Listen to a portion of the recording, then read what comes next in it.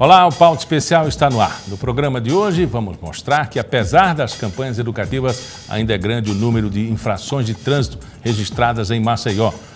Aqui no estúdio, vamos falar sobre diabetes, uma doença que tem aumentado no mundo inteiro, mas que pode ser controlada e até mesmo evitada. Também vamos falar sobre os saques do PIS e do PASEP para pessoas acima de 70 anos. Mais de 15 milhões de brasileiros têm direito a esses benefícios, mas muita gente nem sabe disso.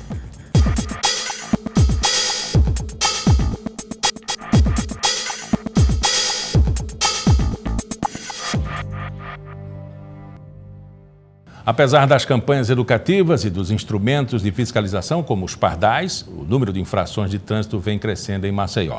A Secretaria Municipal de Transporte e Trânsito divulgou um ranking das principais faltas cometidas na capital. Não é difícil andar pela cidade e se deparar com situações de motoristas cometendo infrações de trânsito. Segundo a Superintendência Municipal de Transporte e Trânsito, a SMTT, mesmo com as constantes campanhas de educação no trânsito, o número de infrações vem crescendo nos últimos anos. O órgão divulgou os números e os tipos de infrações mais cometidas pelos condutores no período de outubro a dezembro do ano passado. Em primeiro lugar, disparado, estão as multas relacionadas a estacionamento em local irregular. Foram 2.078 infrações em apenas 3 meses. Representa hoje 40% do que o órgão fiscaliza na rua. São inúmeras infrações que atrapalham o pedestre e atrapalham também o fluxo de veículos, podendo ocasionar atropelamentos e acidentes de trânsito. Em segundo lugar estão as multas por transitar em faixa exclusiva, a chamada faixa azul, com 424 infrações. Em terceiro ficaram as infrações por dirigir utilizando o celular. Foram 416 multas. Em quarto na lista está avançar sinal vermelho, com 302 infrações. E em quinto a falta do cinto de segurança, com 247 multas no período. Quando ele não está interferindo diretamente na vida dele, por falta de segurança na condução do veículo, ele vai estar interferindo indiretamente na vida de outra pessoa, de um condutor, de um pedestre ou de outro usuário da via que não tem nenhuma relação com ele e ele vai estar prejudicando por um possível acidente que ele possa provocar.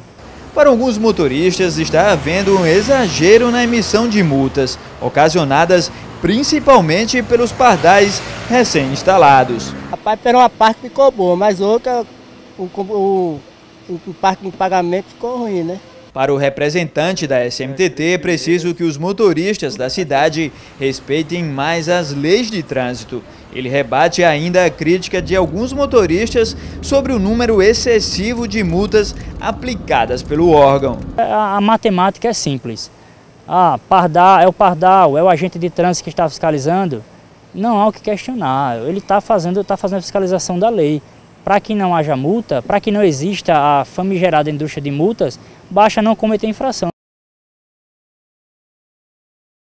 O diabetes é uma doença caracterizada pelo aumento da taxa de glicose no sangue. Isso pode acontecer quando a pessoa tem problemas na produção de insulina, um hormônio produzido pelo pâncreas. Quando isso ocorre, a pessoa pode ter uma série de complicações e pode, inclusive, levar à morte. Segundo o Ministério da Saúde, a doença atinge atualmente cerca de 5% da população adulta do país, mas também pode atacar crianças e adolescentes. Pode ocorrer por vários fatores, entre eles obesidade e uma má alimentação. Por isso é importante ficar de olho e tentar prevenir. Aqui no estúdio, o médico endocrinologista Edson Perrotti, que vai nos dar mais informações. Crianças e adolescentes, nossa. Isso. Bom dia. Eu esqueci, peraí. Crianças e adolescentes, mas é bom dia, boa tarde, não. Melhor não falar nada, porque ele pode... Tá bem. Crianças e adolescentes também têm diabetes? Todas as pessoas. O diabetes atinge várias faixas etárias, porque tem vários tipos de diabetes, né? O diabetes, por exemplo, do tipo 2 é muito mais comum em adultos e pessoas obesas. O diabetes tipo 1 ocorre muito mais em crianças e normalmente em pessoas magras. Explique melhor 1 e 2, por quê? O diabetes tipo 2, basicamente o problema é a falta de produção de insulina de forma adequada ou a deficiência na ação dessa insulina. Ou seja, o pâncreas produz insulina, ela deveria carregar a glicose do sangue para dentro da célula. No diabetes tipo 2, a produção existe, mas ela não consegue agir de forma adequada. Então a gente diz que existe uma resistência à ação da insulina. Muito bem. Provocada por quê? É genético. É uma herança genética. Ocupação de gordura, alguma coisa? Não, é genético. Isso é genético. E essa genética, ela se manifesta muito mais pelo excesso de peso, por exemplo, pelo sedentarismo. Então, são fatores que desencadeiam uma informação genética que a pessoa herdou dos seus pais, dos seus avós, da família, né? Então, ele herdou geneticamente a tendência do diabetes, ficou muito sedentário, ganhou muito peso, teve uma alimentação inadequada, o diabetes tipo 2 aparece. O diabetes tipo 1 já é diferente, ele ocorre em crianças e aí é um problema imunológico. O que é que significa? O nosso corpo tem uma série de anticorpos contra vírus, de gripe, de outras bactérias, etc. Um erro no nosso sistema imune produz anticorpos que atacam as células do pâncreas que produzem insulina. Então essa pessoa vai ter uma destruição das células produtoras de insulina, não vai ter insulina e vai desenvolver diabetes tipo 1. Esse tipo de diabetes não tem nada a ver com sedentarismo, com obesidade, nada. Ele tem um pouco de caractere genético. Então são situações diferentes. Mas o diabetes atinge todas essas faixas etárias. A abordagem médica é diferente também? Muito diferente, justamente. O diabetes tipo 1, ele necessita aplicação de insulina desde o momento do diagnóstico. Uma pessoa não tem insulina, vai precisar de insulina.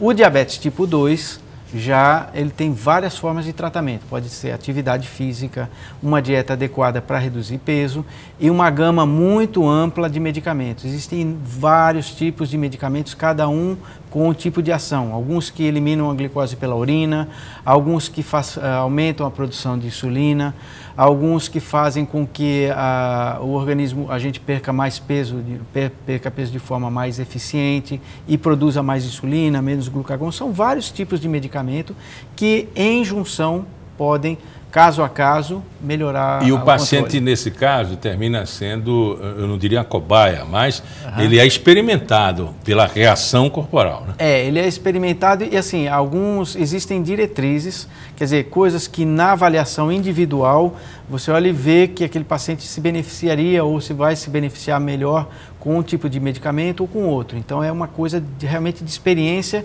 e de protocolos. E depende também da ação do paciente. Por exemplo, se é um paciente que investe, por exemplo, e pode caminhar, porque às vezes ele não pode, Isso. né?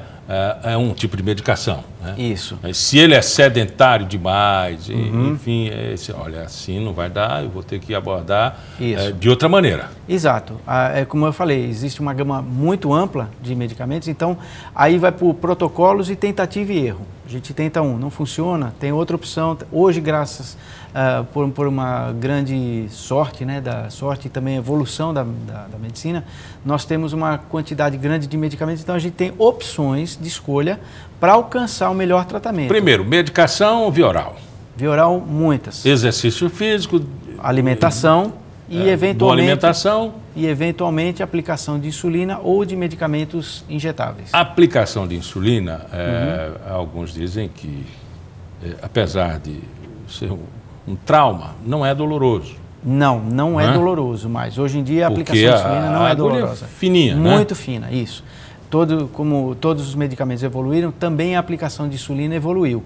Hoje nós temos agulhas que são chamadas de ultrafine. A geração de agulhas ultrafinas, existiram as agulhas normais, elas foram evoluindo para descartáveis, depois microfinas e ultrafinas. As agulhas hoje ultrafinas têm um bisel cortado assim com mais de 8 chanfras, ou seja, é como se fosse um diamante, né? Uma lapidação para que ela penetre sem causar dor. Além disso, existem outras coisas, outros fatores na tecnologia, que é a diminuição do diâmetro e tudo mais. Então, nós estamos hoje na geração de agulhas ultrafina 4, a 4ª geração de agulhas ultrafinas. Depois disso, o que é que tem de novidade? De novidades, nós temos hoje, para o tratamento com insulina, nós temos algumas insulinas que são modificadas, tecnologicamente modificadas, para ter um efeito mais efetivo e mais parecido com o efeito da insulina secretada pelo próprio corpo. insulinas que dão mais conforto e mais confiabilidade no seu uso, então são insulinas tecnicamente modificadas, não são mais retiradas de animais como eram antigamente. E o padrão ouro é a bomba de infusão de insulina, que é um equipamento pequeno que tenta imitar ao máximo o pâncreas. Então ela vai liberando insulina durante todo o dia, aos poucos. Essa insulina vai entrando no organismo através de uma cânula e um catéter. E quando o paciente precisa de mais insulina, ele aperta um botão e uma programação e libera mais ou menos insulina. Esse equipamento não faz isso por conta própria. Ele tem a capacidade de infundir insulina em doses precisas, mas quem informa as doses precisas é a programação dele, que é um computador, ou o próprio paciente. Ele é bem pequeno, né? Depois a gente pode até mostrar. E este equipamento está favorecendo que exista um equipamento mais inteligente ainda, que vai fazer a detecção da glicose, a interpretação dessa informação e a secreção da insulina. É o que se chama de pâncreas biônico ou pâncreas artificial. Esse ainda não está ao alcance do SUS, né? Não, esses equipamentos ainda não ao alcance do SUS, porque são equipamentos com custo bastante elevado. Embora que, se o paciente tem uma indicação precisa para o uso de bomba de insulina, algumas delas, por exemplo, gestantes, diabéticas, com difícil controle, existe uma série grande de indicações precisas, esses pacientes podem pleitear o equipamento através da saúde pública, mas aí é necessário que o médico prove que ele precisa, que ele vai se beneficiar e que isso em longo prazo vai ser valioso para o paciente e para a população como um todo. Porque, veja bem, às vezes você economiza num equipamento, você não fornece um equipamento desse preciso, que vai dar uma boa qualidade de vida e que vai favorecer que o paciente possa viver bem, trabalhar, gerar riquezas, etc. Então esse paciente não trata com um tratamento aquém do que ele precisava. E ele desenvolve complicações crônicas do diabetes. A complicação crônica, muitas vezes, é mais cara do que o equipamento. Pode levar a amputação, cegueira? Ao absenteísmo do trabalho, perda da vida, pode trazer uma família toda a ficar em volta desse paciente para cuidar dele. Então são várias pessoas que vão deixar de estar produzindo, de estar trabalhando e estar vivendo bem. Doutor Edson, muito obrigado pela entrevista. Eu é que agradeço. Aqui no estúdio vamos falar sobre o saque do PIS e do PASEP para pessoas acima de 70 anos. E muita gente que nem sabe que pode receber esse dinheiro.